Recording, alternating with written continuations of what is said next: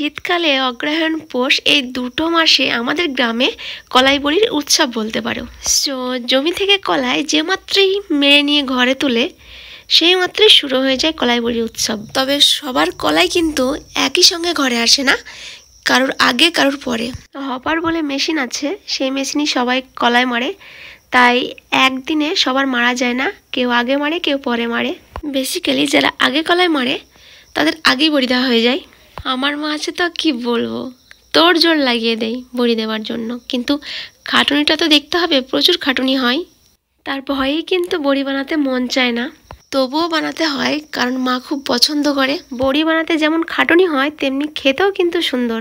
কলাই বড়ি এমন একটা খাবার যে কোনো রেসিপির সঙ্গে অ্যাড করতে পারো, সবজি হোক বা কোনো রকম ঝোল রেসিপি হোক, আবার এমনিও রান্না করে খেতে পারো।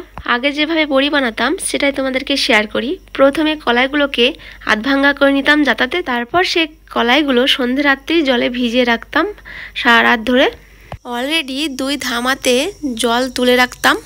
তারপর এই শীতের রাতে ভোর 4টের সময় এই ডাল এইভাবে জলে ধুতাম।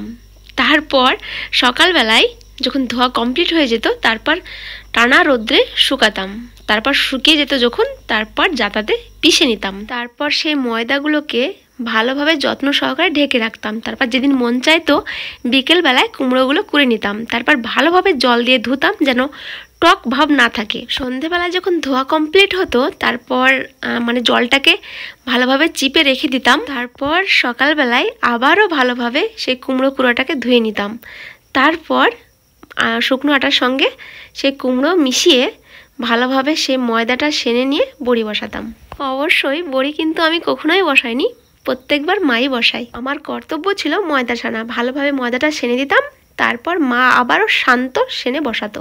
আসলে যে পরিমাণ ময়দা সানবে সেই পরিমাণ বড়ি সাদা হবে। তবে একটা জিনিস খেয়াল রাখতে হবে, কলাইয়ের কালো খোসাগুলো যেন না থাকে, না হলে কালো কালো লাগবে, দেখতে ভালো লাগবে না। আর কুমড়ো কুড়োটা ভালোভাবে ধুয়ে নিতে হবে যেন টক ভাব না থাকে। আর এবার যেভাবে বড়ি দিয়েছি এটাই তার ভিডিও, সেটাই তোমাদেরকে এবার শেয়ার করব। ভিডিওর শুরুতে তোমরা দেখতে পেয়েছো কলাইগুলো কিভাবে ভেঙে নিয়েছে, তারপর কুলাতে করে ঝেড়ে নিয়েছে, তারপর সকালবেলায় জল দিয়ে ভিজিয়ে রেখেছিল প্রায় 7-8 ঘন্টা মতো। তারপর একই দিনে ডাল ধোয়া এবং কুমড়ো কুড়া কমপ্লিট করেছি। কলাই ডালগুলো যেভাবে ধোয়া হয়েছে সেটা তোমরা দেখতে পেয়েছো।